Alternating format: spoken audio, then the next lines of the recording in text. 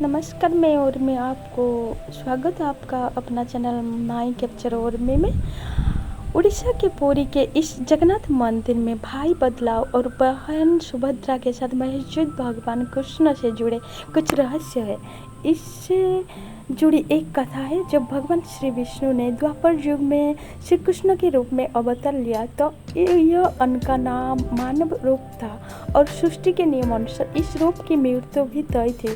ऐसे में जब श्री कृष्ण ने देह त्याग कर दिया, लेकिन जब पांडवों ने उनका अंतिम संस्कार किया तो श्री कृष्ण का पूरा शरीर तो अग्नि से समर्पित हो गया, लेकिन उनका हृदय जो धड़क ही रहा था यह आज भी जगन्नाथ मंदिर की मूर्ति में मौजूद है। भगवान के इस हृदय अंश को ब्रह्म प्रदात कहा जाता है। कुछ सालों के अंतराल पर जब जगन्नाथ जी की मूर्ति बदली जाती है तो इस ब्रह्म पदार्थ को पुरानी मूर्ति से निकाल कर नई मूर्ति में रख दिया जाता है। बताते हैं कि ऐसा करते समय बहुत सावधानी रखी जाती है। इस समय से भगवान जी का ये पवित्र कार्य हो रहा है। उस समय सुरक्षा बहुत ज़्यादा होती है, कोई भी मंदिर में नहीं जा सकता। मंदिर के अंदर घना अंधेरा रहता है। पुजारी की आंखों में पट्टी बंधी होती है।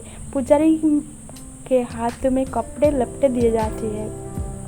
जब भी ये रस्म निभाई जाती है उस समय पूरे शहर की बिजली काट दी जाती है। इसके बाद मूर्ति बदलने वाले पुजारी भगवान के कलेवर को बदलते हैं। इस समय पुजारी की आंखों पर पट्टी बांध दी जाती है और हाथ में कपड़े लपटे दिए जाते हैं। कहते हैं इस मूर्ति के नीचे आज भी श्री कृष्ण का हृदय धड़कता है। भगवान कृष्ण का हृदय बदलते समय आंखों पर पट्टी, हाथ में दस्ताने और पूरे शहर की बिजली गुल करने के पीछे यह मान्यता है कि अगर किसी ने गलती से भी उसे देख लिया तो उसकी मृत्यु हो जाएगी।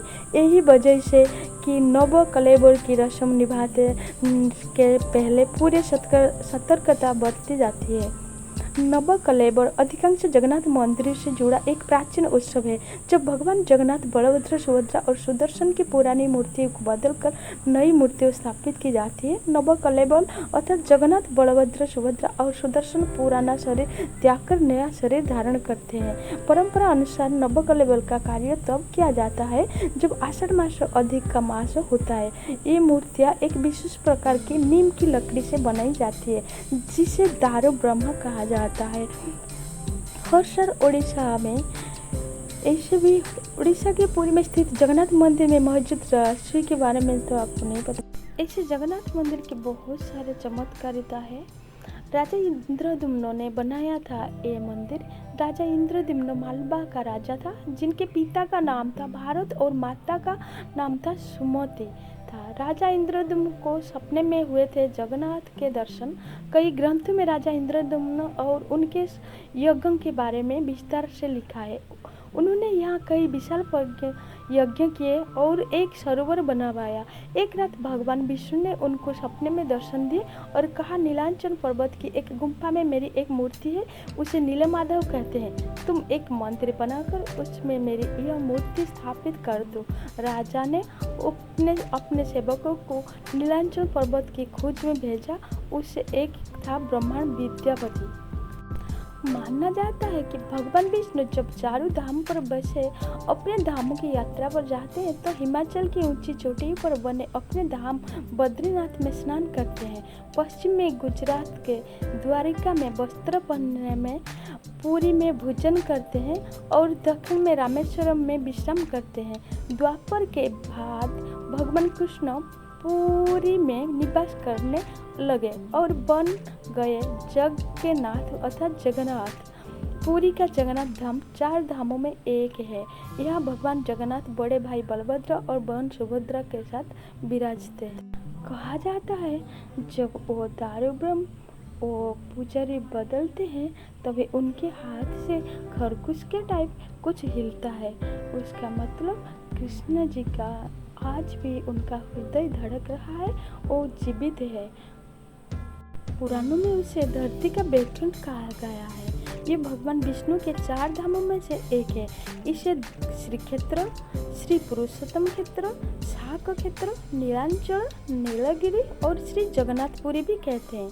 यहाँ लक्ष्मीपति विष्णु ने तरह तरह की लीलाएं की थी। ब्रह्मा और स्कंद पुराण के अनुसार यह भगवान विष्णु पुरुषोत्तम नीलमाधव के रूप में अवतरित हुए और सबर जनजाति के परम पूज्य देवता बन गए। सबर जनजाति के देवता होने के कारण यह भगवान जगन्नाथ का रूप कबीलाई देवताओं की तरह है। पहले कबीले के एक लोग अपने देवताओं की मूर्ति को काष्ठ से बनाते थे। जगन्नाथ मंदिर में सबर जनजाति के पुजारियों के अलावा ब्राह्मण पुजारी भी है। ज्येष्ठ पूर्णिमा से आषाढ़ पूर्णिमा तक सबर जाति के देवतापति जगन्नाथ की सारी रीतियां करते हैं। एक आश्चर्यजनक बात, आप समुद्र के पास जहाँ भी होंगे आपको समुद्र के शब्द सुनाई देता है, पर जब आप श्री जगन्नाथ के मंदिर पर कदम रखेंगे तब आपको कुछ भी सुनाई नहीं देता है। बाहर की आवाज़ भीतर नहीं जाता है। पर और भी बहुत आश्चर्यजनक बात है, समुद्र के तट पर श्री जगन्नाथ मंदिर होते हुए भी उनका जो नीले चक्र बना हवा आने से भी वो विपरीत दिख से रहता है। वो कैसे आश्चर्य है वो कोई भी नहीं जान पाया अब तक। कभी भी जगन्नाथ मंदिर के ऊपर कोई एरोप्लेन या पक्षी नहीं उड़ते हैं, कभी भी नहीं। ये एक राज है। पर जब आप और कोई मंदिर देखेंगे तो वो नहीं होता है, उधर पक्षियाँ भी उड़ते हैं, पर ये आश्चर्यजनक ये पूरी मंदिर में देखने मिलते हैं। और इसमें बहुत सारे आश्चर्यजनक बातें हैं, जैसे कि नीले चक्र में रोज वो नीला बाना जो पतित पावन बाना वो चेंज होता है। वो एक दिन भी बंद नहीं होता। एक दिन बंद हो जाएगा तो 18 सालों के लिए मंदिर बंद हो जाएगा। ये भी एक आश्चर्यजनक है। और इधर जो महाप्रसाद होता है वो जो पृथ्वी का सबसे बड़ा पुरी में स्थित जगन्नाथ मंदिर में मौजूद रसोई विश्व की सबसे बड़ी रसोई मानी जाती है। वैसे जगन्नाथ पुरी देश के प्रमुख तीर्थ स्थलों में से एक है। यहाँ हर रोज हजारों लोग दर्शन करने के लिए आते हैं। आज हम आपको जगन्नाथ मंदिर में मौजूद रसोई से जुड़ी रोचक बातें बताएंगे। उससे साथ ही जगन्नाथ मंदिर की सैर भी कराएंगे। जगन्नाथ मंदिर में हर रोज भगवान को चढ़ाने के लिए महाप्रसाद इसी रसोई में तैयार किया जाता है। इस महाप्रसाद को तैयार करने के लिए 500 रसोइयों के साथ साथ 300 सहयोगी का सहयोग होता है। मंदिर में स्थित रसोई दुनिया की सबसे बड़ी रसोई मानी जाती है। इस रसोई में 56 तरह के अलग अलग व्यंजन तैयार किए जाते हैं और सभी व्यंजनों को धार्मिक पुस्तकों के अनुसार तैयार किया जाता है। खाना पकाने के लिए मिट्टी के बर्तनों का इस्तेमाल किया जाता है। महाप्रसाद बनाने के लिए मिट्टी के साथ बर्तनों का इस्तेमाल किया जाता है और सभी को एक दूसरे के ऊपर रखा जाता है।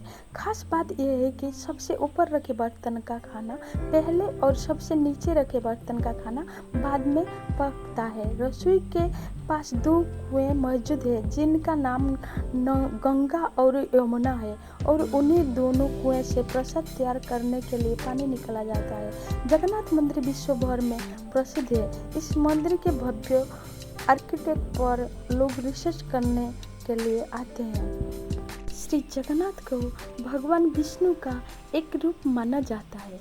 इनफैक्ट लॉर्ड जगन्नाथ में लॉर्ड विष्णु का सारी अवतार का एट्रीब्यूट्स लिखे जाते हैं।